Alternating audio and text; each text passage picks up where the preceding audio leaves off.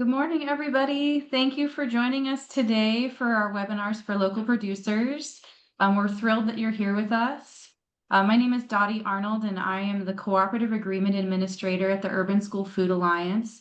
And a little bit more about the work that we do. So the Urban School Food Alliance, we're a data-driven nonprofit founded in 2012. And we were founded by school nutrition professionals in large districts around the country. And our mission was to change the landscape of child nutrition. And the work that we do centers around improving food quality, access, and sustainability. We have 19 member districts right now serving 4.5 million students across the country. And our vision is to be the leading change agent for advancing high quality school meals that foster student achievement. And we're really excited to be working on these webinars for local producers. They're for school districts of all sizes. It's a little different from our core member districts being large districts. This project is serving districts of all sizes. And we're thrilled today to be joined by the Northeast Organic Farming Association of New York, NOFA. We're really, really grateful that to have this producer co-host with us on this call. And Lev, if you could go to the next slide, I'm just going to hand it over to our co-hosts. Next slide. Perfect. I'll just pass it over now to our co-host from the Northeast Organic Farming Association. Hi, thanks, Dottie. My name's Samantha Kemna. I'm the communications manager with NOFA-New York. And we just really want to thank the Urban School Food Alliance for putting this workshop together. The Northeast Organic Farming Association works with farmers. We provide organic certification, farmer-to-farmer education, which is not just for organic farms, but also, for just farmers, gardeners, and landowners across the state who want to use more organic practices. We offer a helpline. We do mentorship for transitioning farmers. And we also engage in advocacy on state and federal levels to promote policies that will benefit local farms. So recently there's been the local food purchasing program, Good Food New York. And then we also, advocate for Farm Bill priorities like organic data collection and revamping subsidies to work for diversified farms. So we're just really excited to be able to talk with you guys and be a part of this program that will hopefully help our farmers get more of their products into school districts and local communities. So thanks, Dottie. Thank you, Samantha. Lev, next slide. So we are really excited to have such great speakers today. We want to give a big thank you to the New York SNA for partnering with us on and identifying these rock stars to join us today.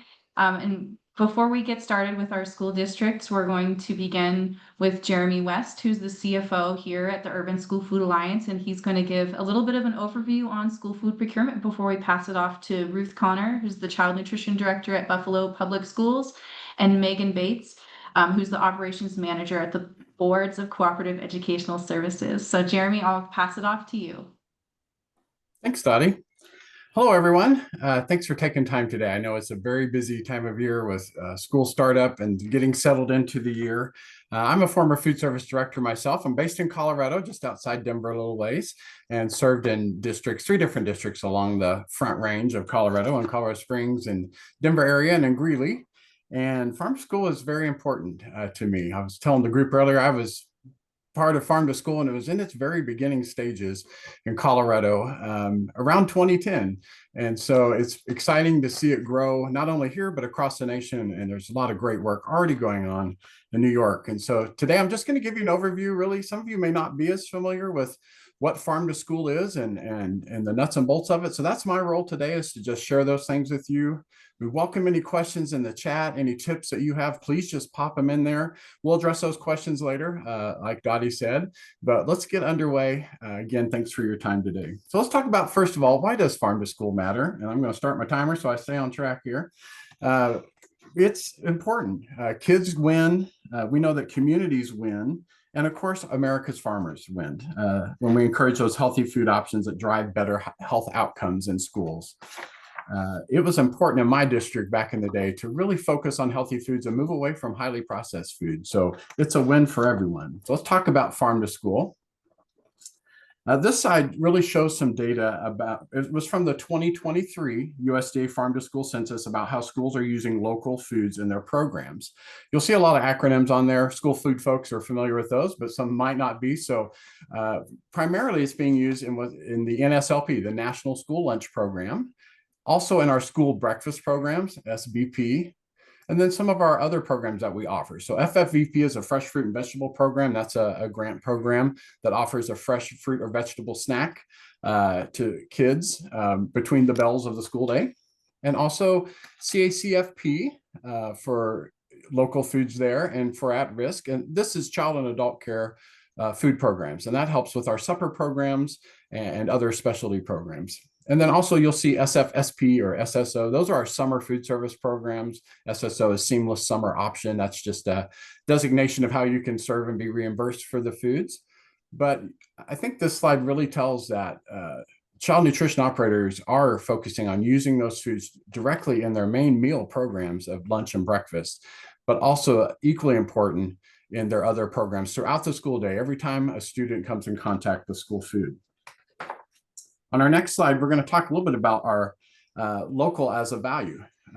One of the things we hear a lot across the country that's a top value from schools is buying local. They want to get products that are from their region. It's a great way to serve the freshest food available. And it's helpful in educating students about their community and the things that are grown in their own neighborhood. You can see some of the other values, educational opportunities. Locals are a great way to teach geography. It's a great way to teach growing, get kids out in the garden. You can teach all kinds of things, science and math. Community engagement. I will say farm to school is a great way for me to connect with my communities when I was a child nutrition director. And I enjoyed the opportunities to work with producers and growers. And it's a great way for our producers and our growers today to really connect with families and students in their communities that they want. Those kids grow up and they get jobs and they want to buy local foods as well. And so you're helping meet those customers at an early age, those future customers. On our next slide, before I do that, we do have a best practices publication that's coming out. We've partnered with, that's on our website, and we'll have that resource later. We partnered with the National Farm to School Network on that a few years back, and it's got some great tips about the values of farm to school.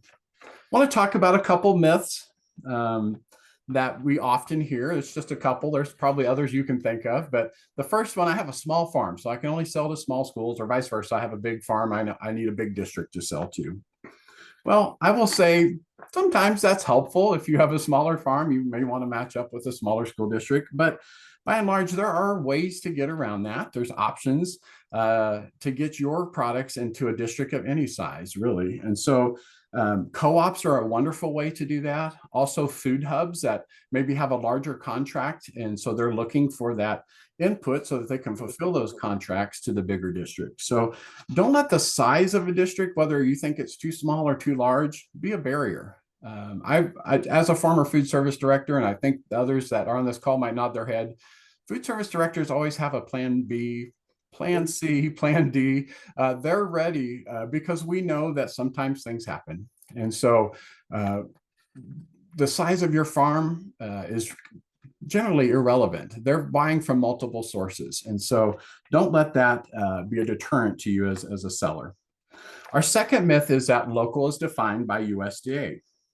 It's not. In fact, they recently issued some guidance and made it clear that each school district has to define this for themselves when it comes to the procurement process. So each school food service authority, or SFA, you may hear them called, can and should produce their own definition of local. And that can be many varieties. It can be within the state. It could be within so many miles. And so if they are required to do that, they want to include that as part of their solicitation, as part of the decision whether to buy that product. It has to be in their solicitation document. And just a tip to our SFAs around the call, you want to align your definition with any incentive program. Some states have those, or grants, and that can help make local more affordable as well. So let's talk about local a little bit more. We're going to stay on this slide, but geographic preference as an option. You may hear it said that way instead of local foods, but we as buyers, schools can voluntarily apply a geographic preference when procuring unprocessed locally grown food.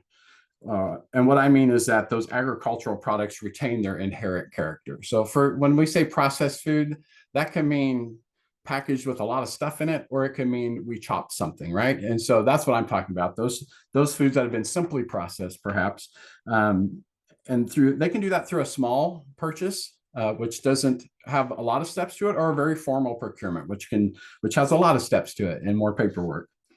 And you can see that in a couple of strategies that schools do that. So growers, as you begin to look at those solicitations from schools, sometimes they'll write that in the specification.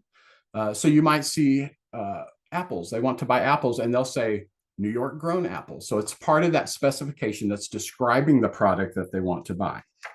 Or you might see it or let's say that it could be in the specification and it could be on the scoring part of it. And this would have to be, you would know about this as part of the solicitation process, where they're going to give some advantage in the scoring of it. Let's say they're going to give 10 extra points if that apple was grown in New York. And so you might see it in both spots. Just a tip for you to be looking out when trying to decipher if local in a school bid is important to them. So let's talk about what procurement is on this next slide. You can see it's a process of following local, state, and federal regulations when making purchases to ensure that they are properly stewarding taxpayer dollars. So we have certainly federal regulations that we all follow across the country. Food service directors in schools follow that same set of guidelines, but each state has their own particular set that can be more restrictive.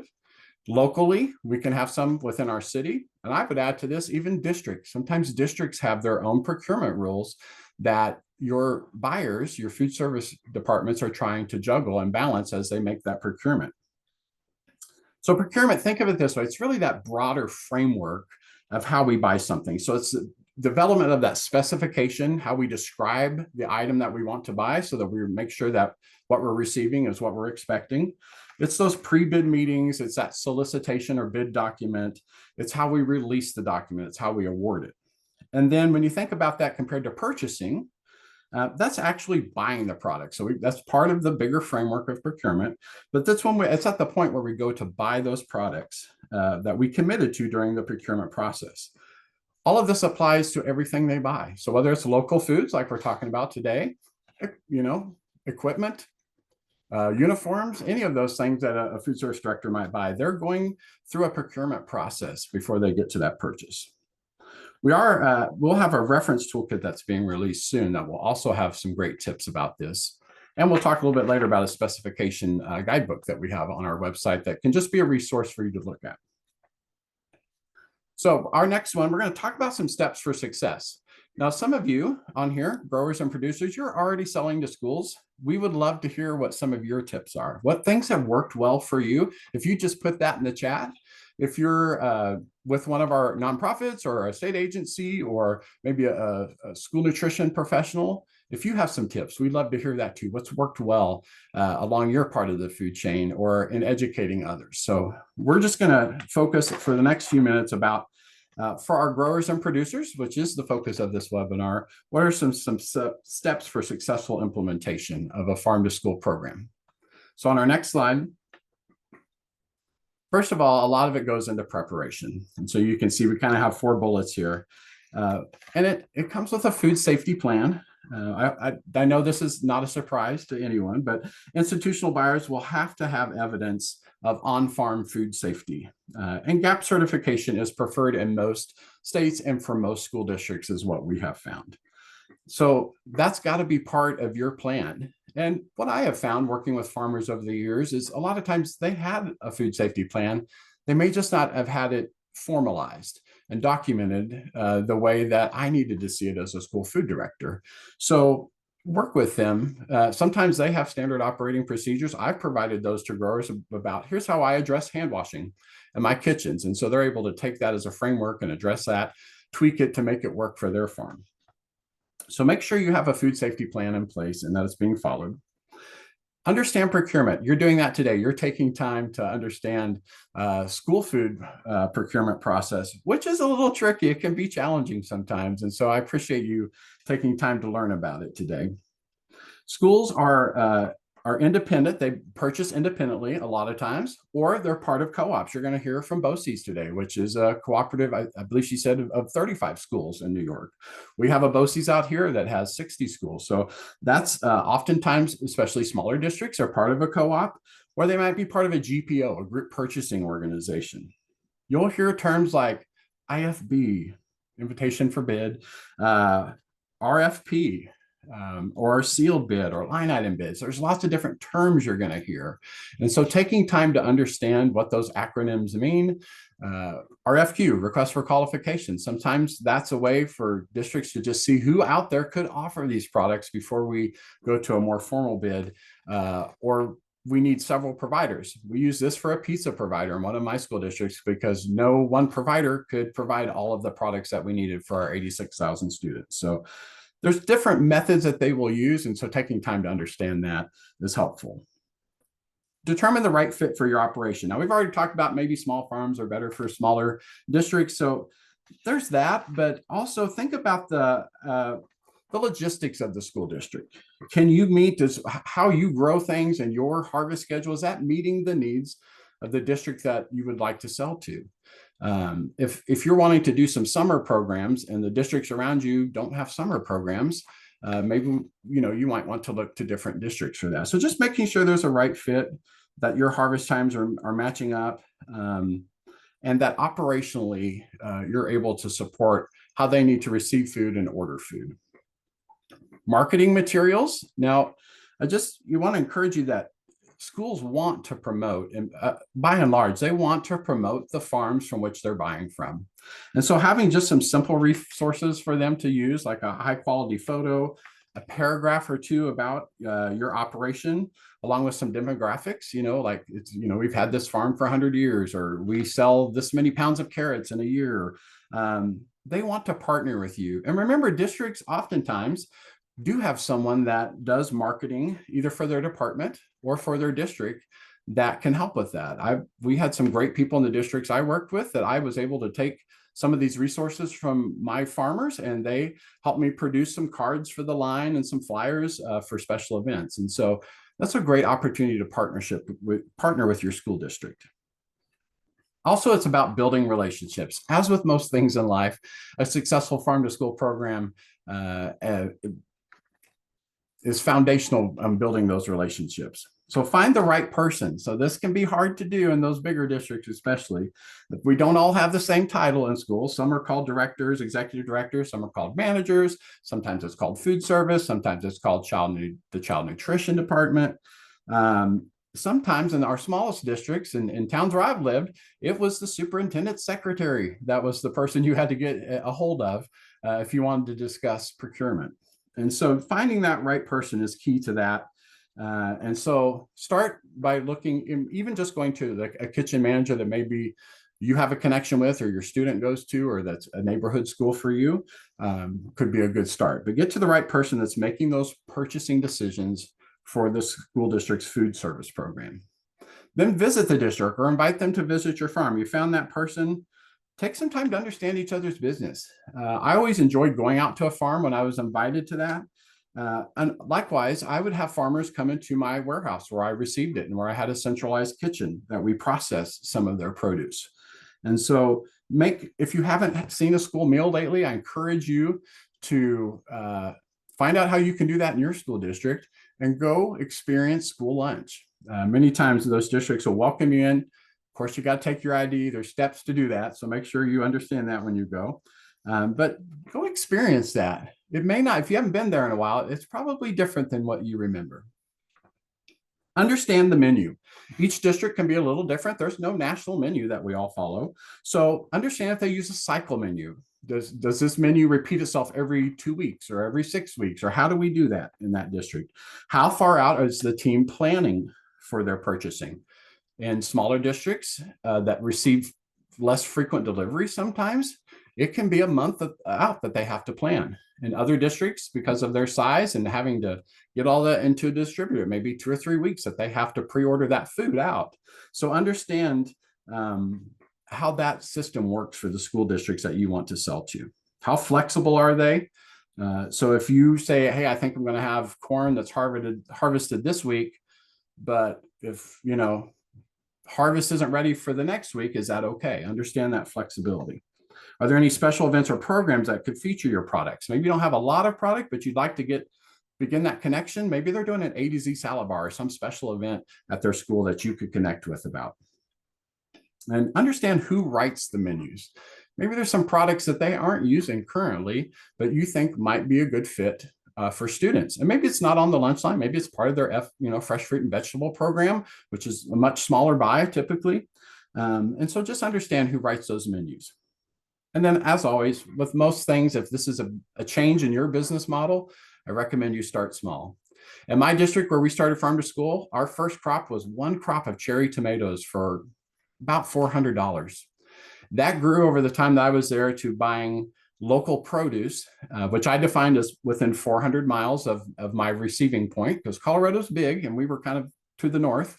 That grew to $100,000 annually. But if we had come out of the gates trying to do that, I don't think we would have been successful. And I think my growers would have struggled too. So growers, this is, think about 1 or 2 crops. Maybe there's a special school meal day that features local food in those districts. Maybe work with just 1 or 2 schools, or work with a distributor who's already distributing to those local schools. All right, on the next slide, I want to talk a little bit about communication and keep it going. Again, continue that conversation and just know that food service directors, sometimes they don't speak farm. I don't. I've lived in small rural places, but I always lived in town. So when somebody talks in bushels to me, I have no idea what we're talking about. Is that, how many pounds is that? How many pieces is that? I'm used to buying in counts and cases and, 2 5-pound bags. So just understand that sometimes there's a barrier there to the acronyms or to the language about farming that may not translate on the school side and vice versa. Help us understand the timeline for ordering. When do you order seeds? In Colorado, they do that pretty much in December, early January. They're sitting down with their seed catalog and getting their order in. Well, when I first started farm to school, I wanted to do my bid in February. So I was kind of late to the game. So we began to back that up after I understood that that was helpful to my farmers. Understand planting, help them understand when you're going to harvest generally. And then think about value-added services like field trips, things that can really add to your product. So you're not just giving them product, but you're also supporting the work of an educational institution. School districts are there primarily to educate folks. So farmers markets are a great way to connect. Maybe there's local food events that you can involve school in, whether it's from the department or some students. Maybe you're shucking the corn. They want to buy ears of corn, but they have nobody to shuck the corn. And maybe that's a value-added service that you can provide. Make sure you include that in your response to solicitation for that. Or maybe you can host a farmer fusion event where farmers are getting together with school food service directors to discuss what might work in their neighborhood. All right, let's go on. Food safety, we do all have a role. So growers and producers, our schools as they receive it and handle it, our legislative folks and regulatory agencies as they establish those standards and as they observe them and make sure that they're being followed. And of course, during distribution, whether that's distribution from farm to the school, farm to another distributor, or when schools are distributing out to their own schools. So just a few things. Next couple of slides are about food safety, and then we're going to turn it over to our next presenters. But just a little reality check around food safety. All school vendors, not just local ones, have to follow applicable federal, state, local, or tribal food safety requirements. And it's up to the school to determine if they want to set additional requirements above and beyond. Some I've seen they do have a requirement for annual water testing that has to be provided, or extra product liability insurance. So those could be some things. So look at that and know that this is important. We're feeding children, and we would not want anything to happen to those students. And so as food service directors, we're very concerned about food safety, and I know our producers and growers are. There are a lot of entities out there that can help with your food safety plan. And I know we have some represented here today. So if you know of a place where you've really gotten, you're a grower or farmer and you've found some really good resources, pop that in the chat and let others have that too. Also a great way to partner with your districts. They do food safety training all the time. They might be willing to invite some of your staff in, growers and producers, to sit through some of that training, because a lot of it, food safety is food safety is food safety, whether it's on the farm or in our kitchens. A lot of those things carry over. All right, and our next slide, and I'll be finished up here, is to ensure food safety on the farm. So just know that directors, by and large, we're not in a position to complete a gap analysis for you. I don't know how to test soil necessarily, but these are things that we want to make sure are in place.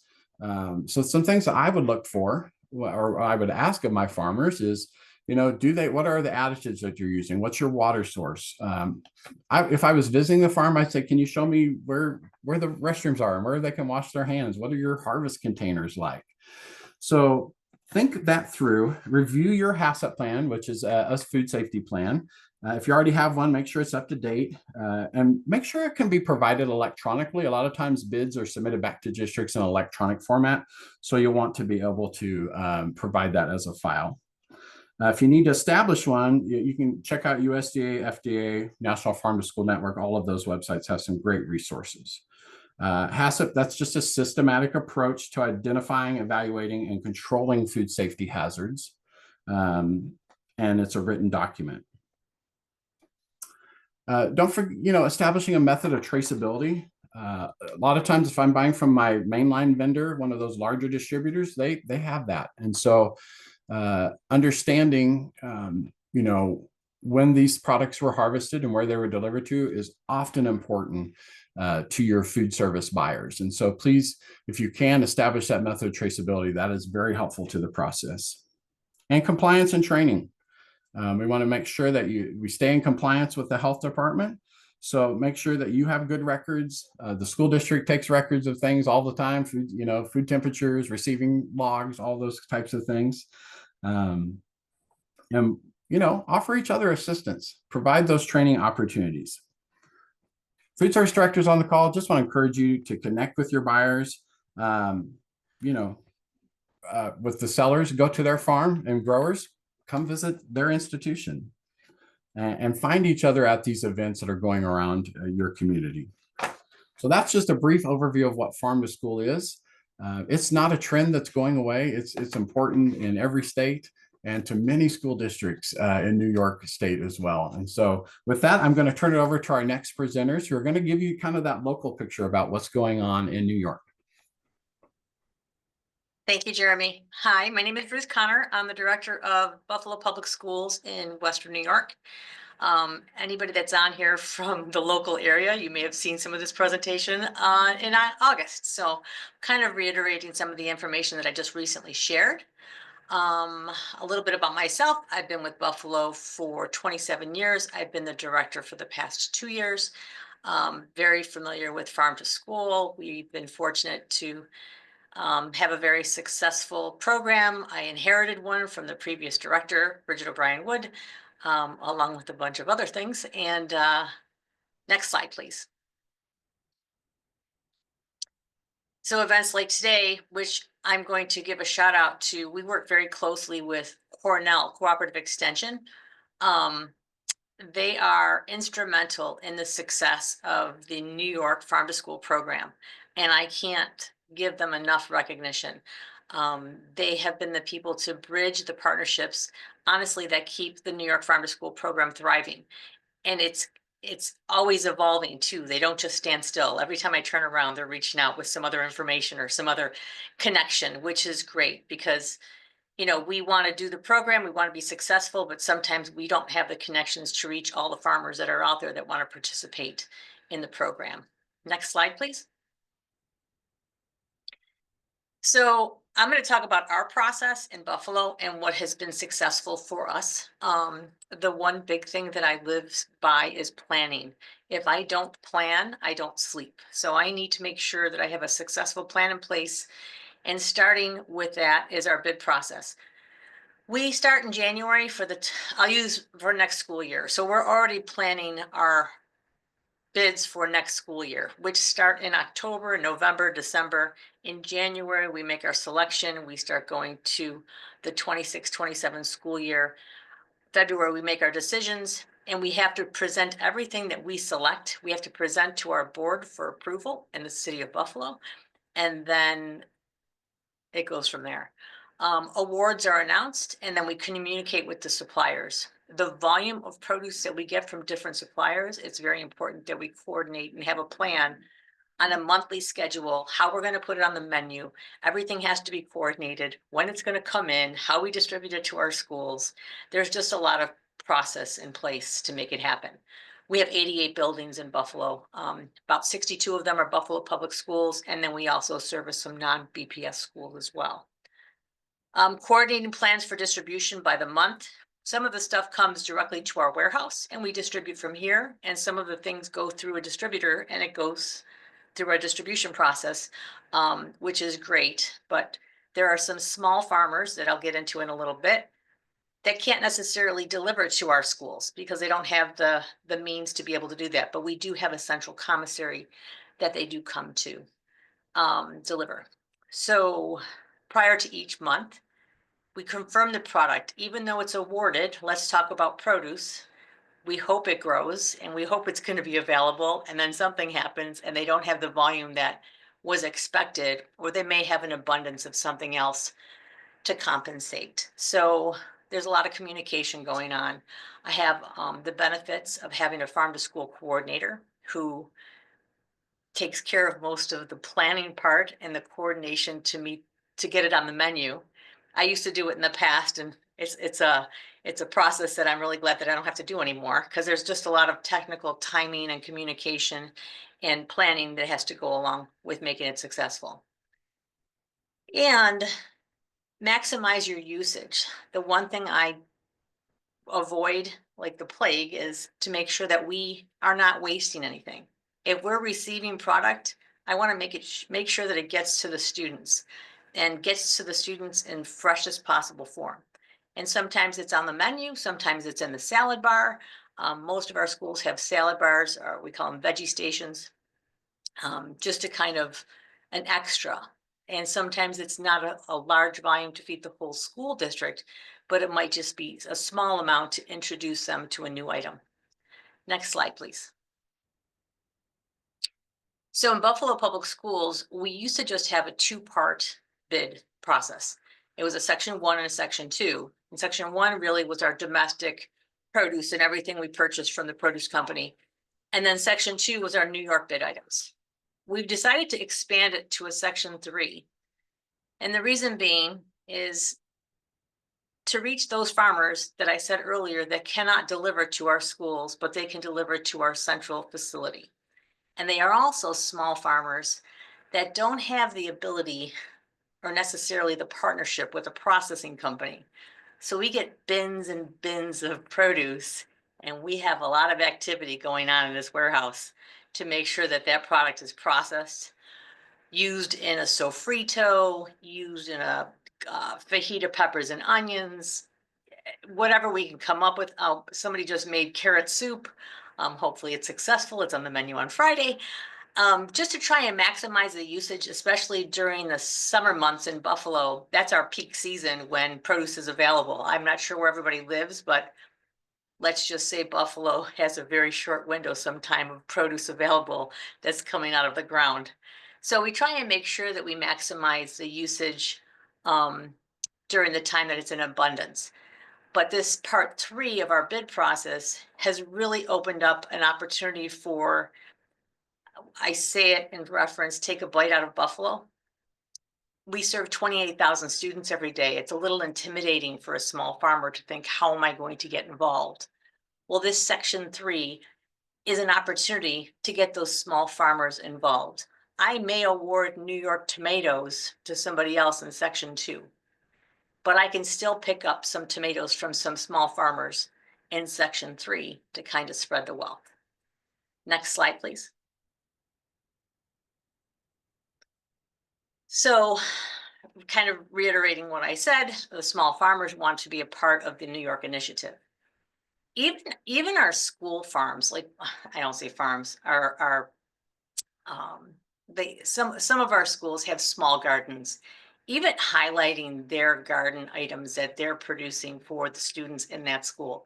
They may only have, you know, a gallon of tomatoes to be able to supply, but the excitement that those kids have when they see their tomatoes on the salad bar, and we have a sign up that says grown in your school garden, it says volumes to the kids. So it's not enough to serve the whole school, obviously, but it is enough to highlight and educate and promote the idea of, you know, some locally grown items. Sometimes it's we have some the west side of Buffalo.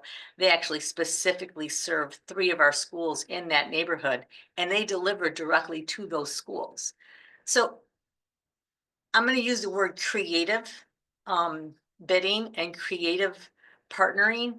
There has to be a lot of that, especially when you're dealing with a larger school district. Next slide, please.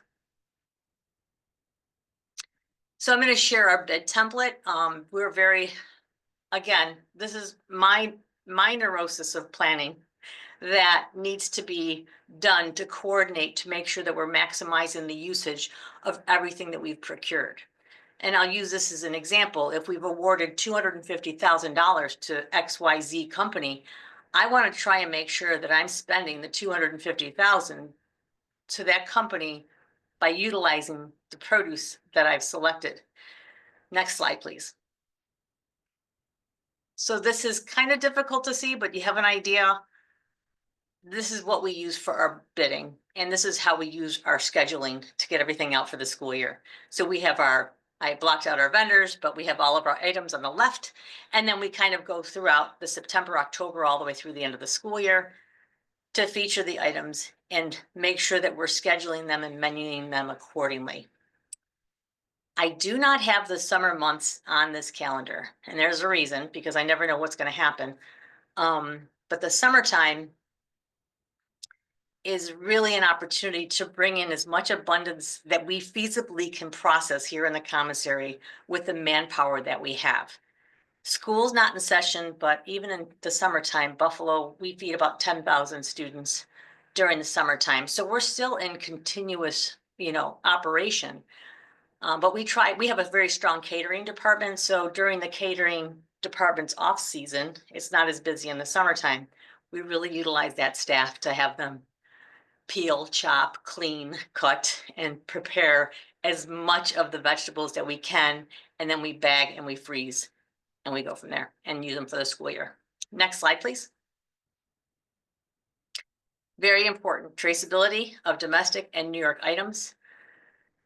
The one thing I will say is prior to purchase, make sure that you have traceability documents to verify that the items that you're purchasing, if you're going to claim them for New York, we get an additional 19 cents per meal by meeting the 30% threshold of our food purchases.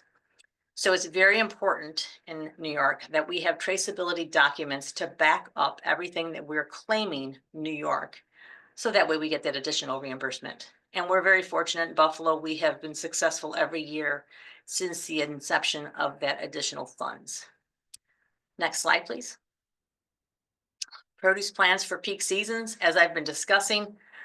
The summertime, again, it's a planning process. We schedule what's going to come in July 4th, or I say July 4th, whatever day it is. And then we have a plan of how we're going to process, prepare, plan, pack, and freeze those food items. And that's how we continuously flow during the summertime. On the sofrito bombs, we call them sofrito bombs, they've actually been great. That became a couple of years ago, we started how we're going to package it. Well, we have a central commissary and we package meals in trays for schools that don't have functional kitchens. So we actually use a 10-ounce tray and we package the sofrito inside those trays. So then we freeze, ship out to schools in the school year, and two sofrito bombs to a pan of rice really changes the rice to what I'm familiar with when I was growing up. So it's just kind of creative ideas. The soup this Friday, the carrot soup, I wasn't quite sure about it. But our farm to school coordinator was like, we're doing it. And I'm like, okay, it's a lot of carrots. And it's being featured to 6 schools because we do not have the facility yet to process that volume of soup that we're looking for. But I'll tell you that at the end. Next slide, please.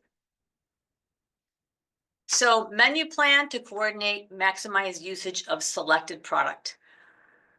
I say New York product, but really any product that you purchase, you have to have a plan. You cannot function. I'm speaking to a lot of people here from different parts of the food service or educational world or farmers. Everything has to be coordinated with some kind of function, especially when you're dealing with a large volume. If I was a small school district, it would be a little bit easier to maneuver around like bumps and challenges. But being a large school district, it is very, very important that we have strong communication and we plan with our awarded partners to make sure that we, have a strong and successful program with the products that we've selected. Everything isn't successful. God knows we failed, but we're doing the best we can. And I feel like every year it just gets a little bit better, a little bit stronger. Next slide. Educational materials. We do have a lot of education materials to promote our products that we purchase. I don't have any pictures on here, but I think Megan actually might have some.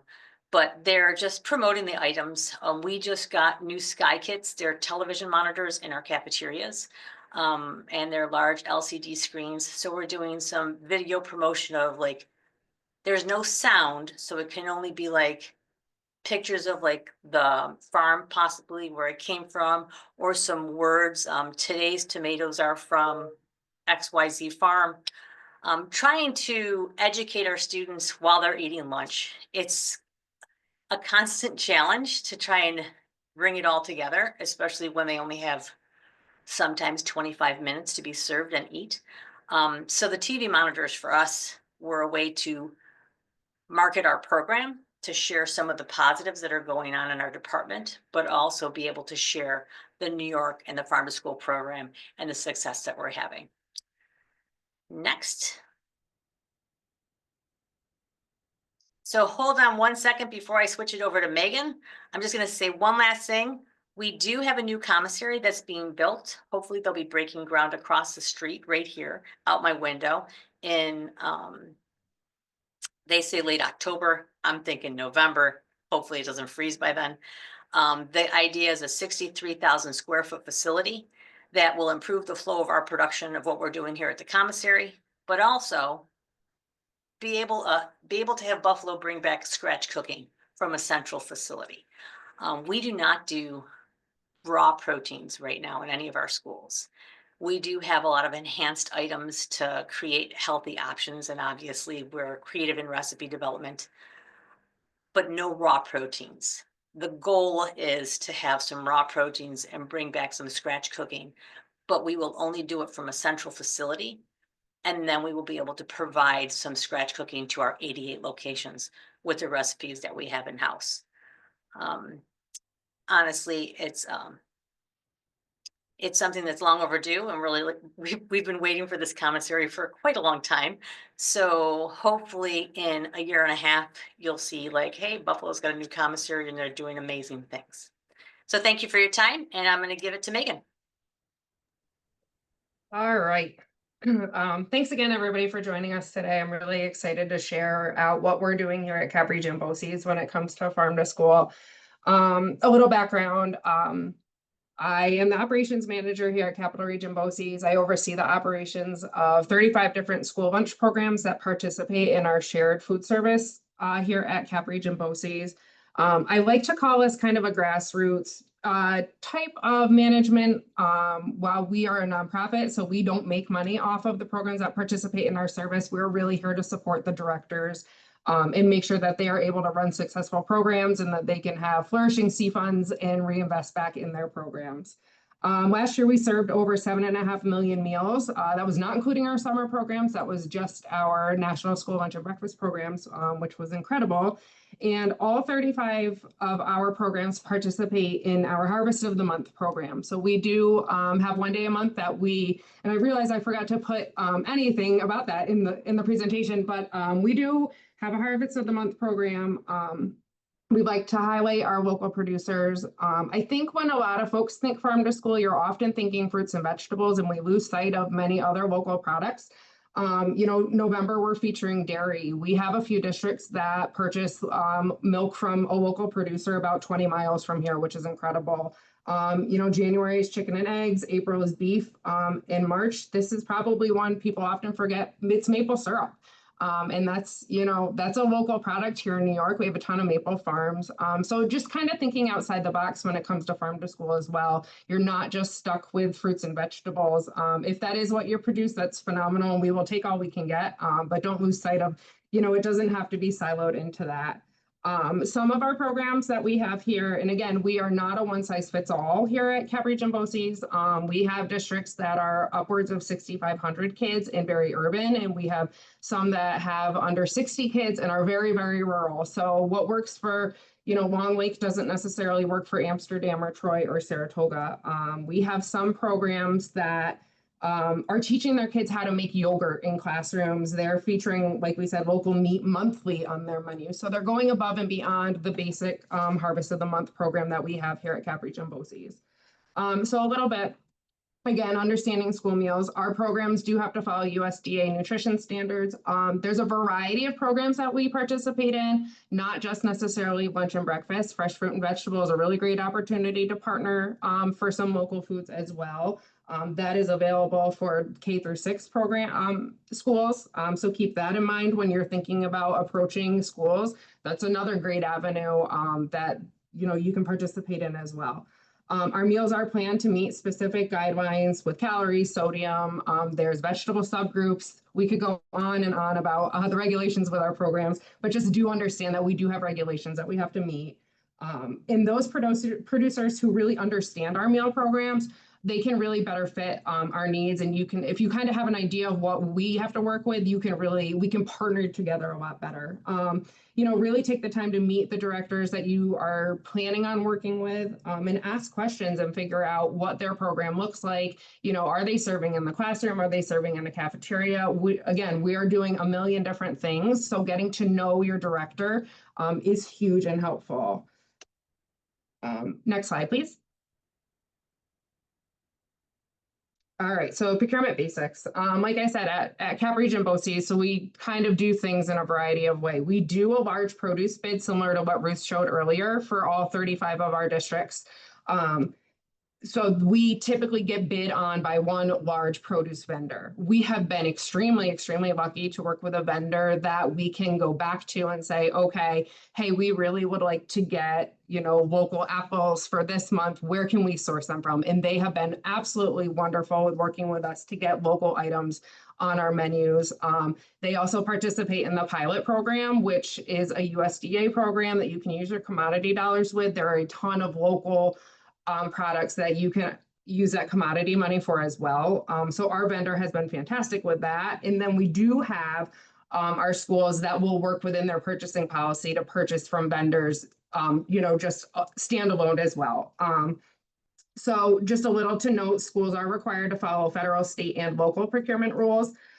Every school district will have a purchasing policy. If you want to work with a school district, my suggestion would be to reach out to either the director or you can usually look on their board website and you can find their purchasing policy. If you can familiarize yourself with that, that's extremely helpful.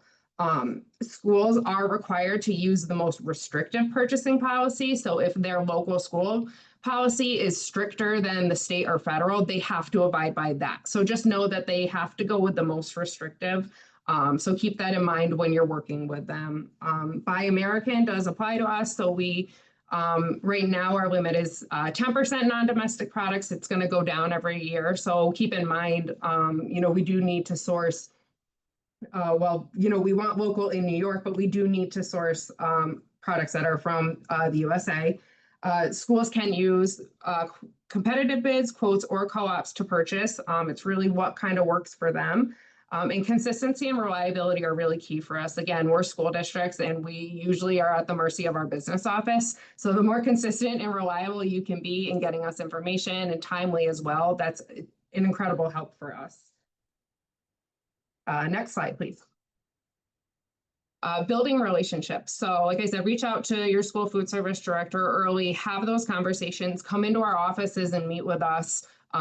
Prepare and share product specs, pack sizes, and pricing. Make sure it's clear and easy to understand. Like Jeremy said earlier, none of us are farmers.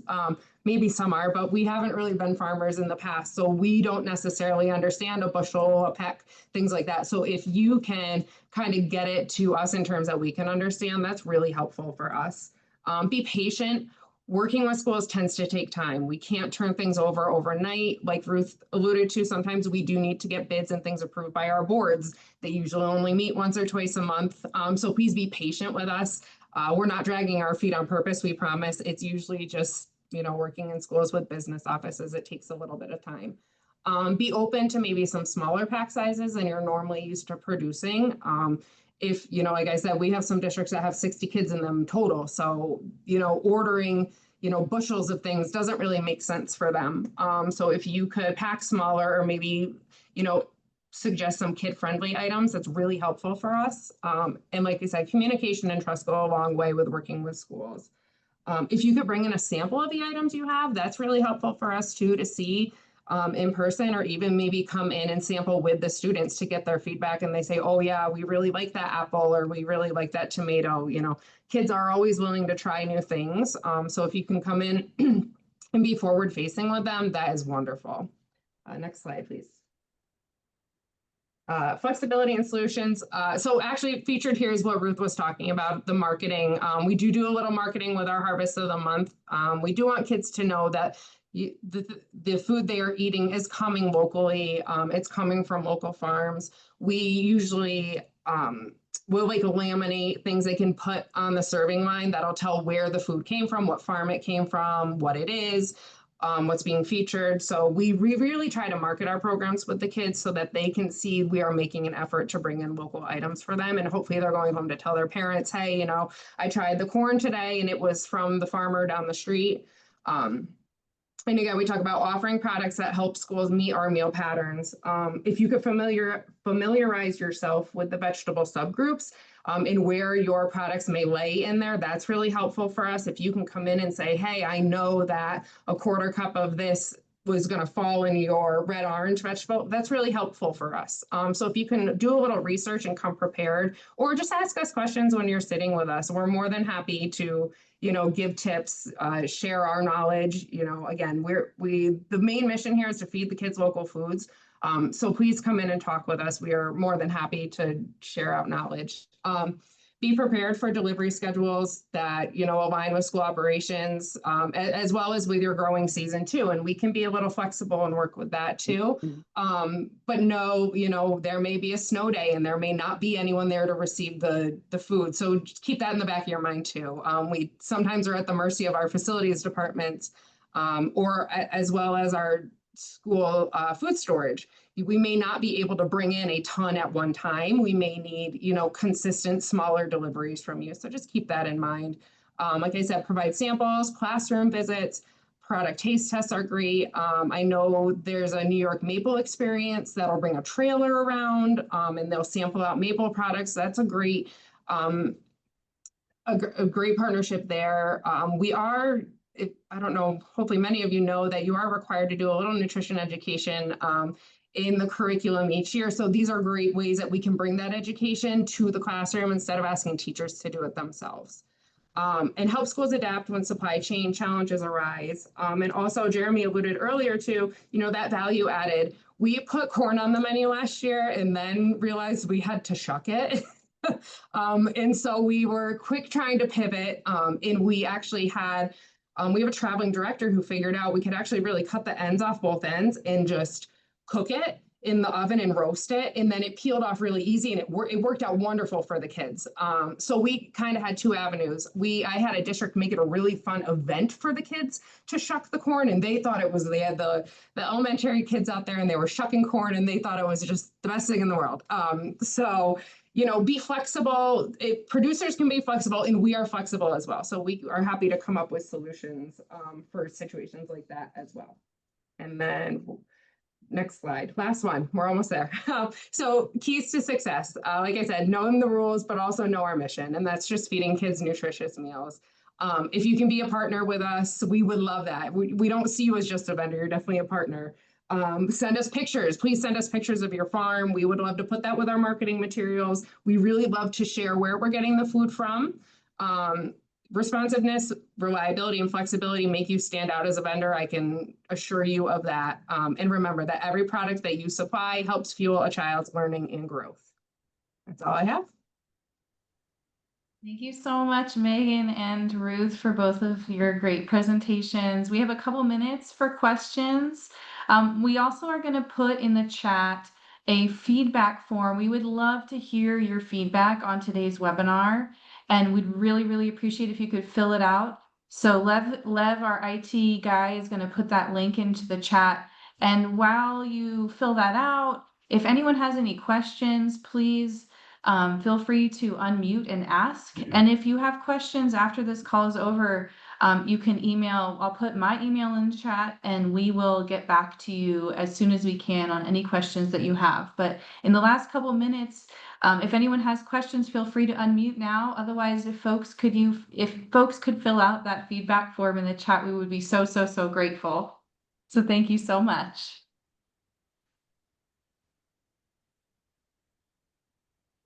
Can I ask a quick question? Yeah, definitely. This is Diane Schulman with Schulman Produce. We are farm to school aggregators, and we pack potatoes on Long Island, and I also coordinate a lot of local growers to sell to schools in Area K on Long Island. The question I have has to do with bids.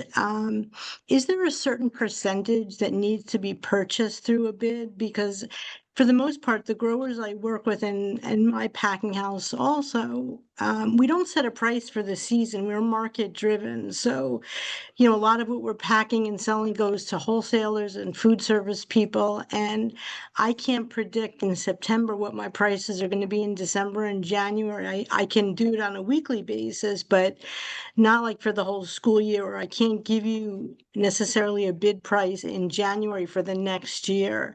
Is there a requirement for produce in New York State that a certain amount has to or doesn't have to be bought by bid? How does that work in terms of the districts buying product that's not from a bid? I can speak on behalf of Buffalo first, Megan. Just so you know, Buffalo, we have to go out to bid for like everything. There's no I can't even go and just I have to have a purchase order created for anybody I'm buying from. So everything has to be selected, approved, and then I have a purchase order created for that company. So Diane, if I was buying something from you, I would probably have you on the list. You give your pricing. I can award a certain amount. There's some flexibility in the pricing. And at least if I have a purchase order created for your farm for X amount of dollars, I can purchase up to that purchase order. That's how it works here for us. We have such a large volume that we pretty much do everything out for bid, and purchase orders are created for every vendor that we buy from, if that helps. Well, I do have certain districts that we've been doing this since about 2007 or 2008, and some of the districts do send me a purchase order at the beginning of the school year for, let's say, $5,000, just probably a random, but could be under that amount. The question is, are there guidelines, for instance, with purchasing produce that you can only buy through the bid process for a certain percentage, or the districts, maybe it's different upstate than down here, the district's free to purchase what they want from whoever they want? And I probably should know the answer to this after all these years, but it's a little hazy in my mind. Megan, you want to talk about the micro purchase deal? Does New York have any stipulation about how much percent you have to buy from New York?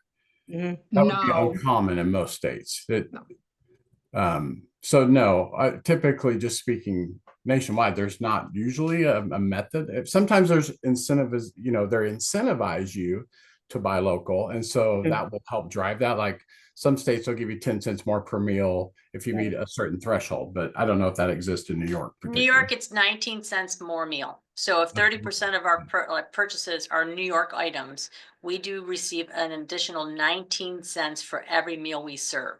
So That's awesome. it helps. It doesn't Yeah. cover everything because it's still expensive, but Right. Megan, do you want to touch on how you purchase? Yeah, so Diane, typically,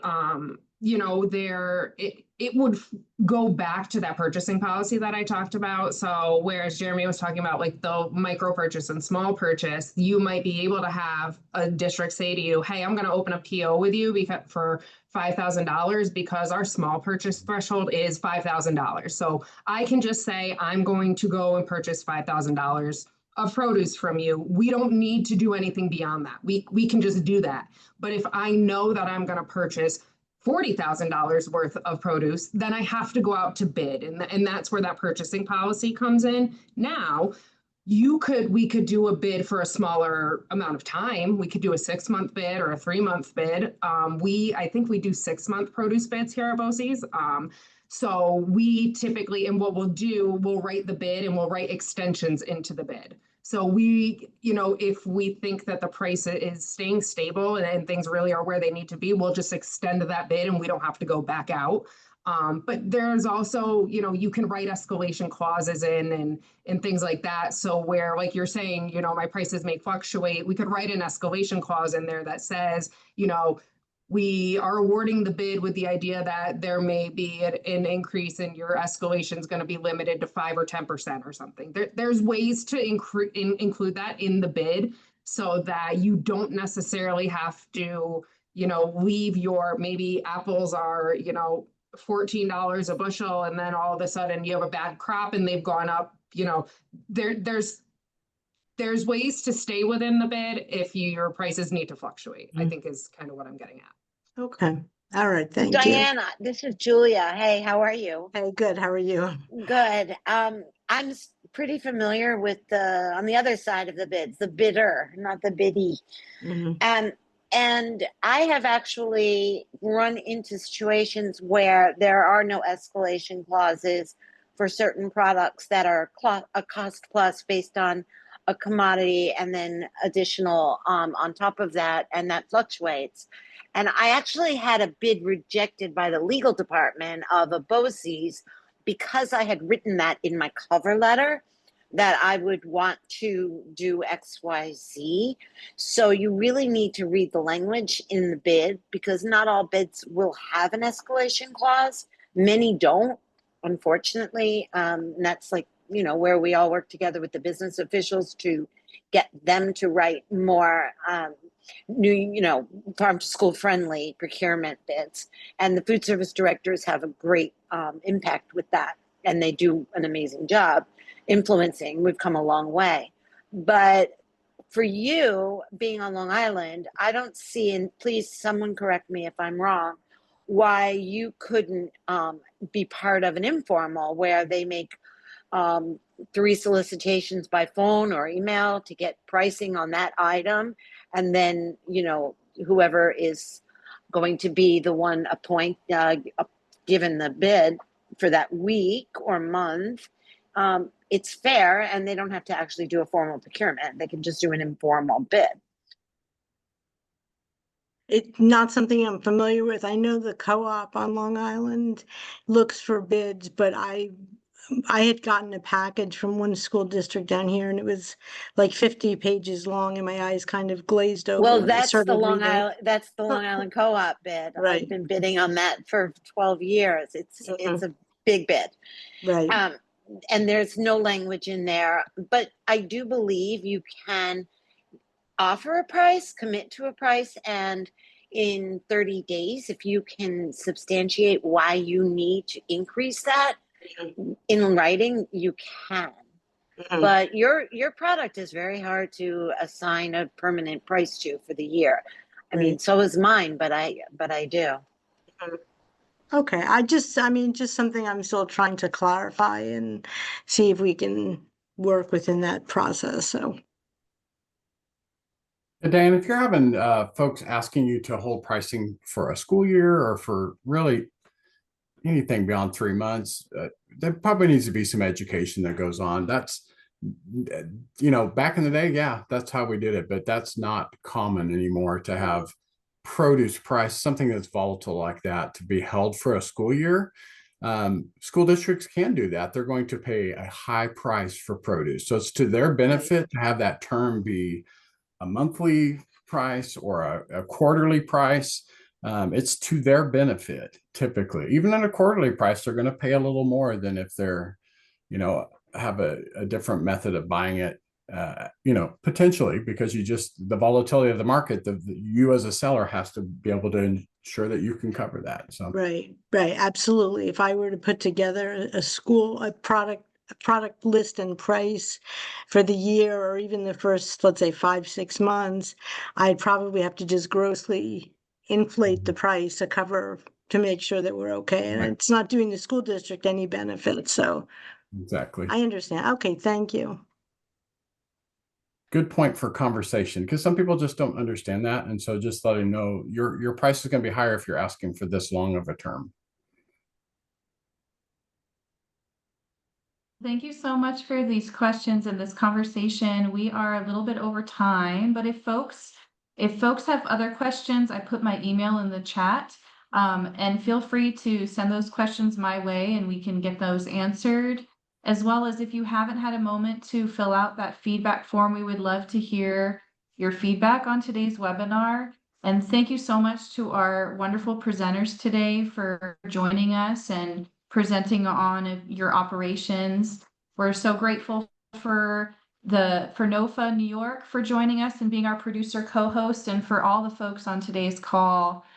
We hope you have a great rest of your week. And again, we hope to stay connected. So feel free to check out our website as well as our resources that we have. We're going to be coming out with a sourcing locally toolkit very shortly here, and we would be thrilled to send them your way. You will be receiving this PowerPoint to the email that you registered for this webinar onto. And so you can look forward to receiving that in your inbox soon. Again, thank you so much, everyone, for joining us today. And I hope you have a great rest of your week.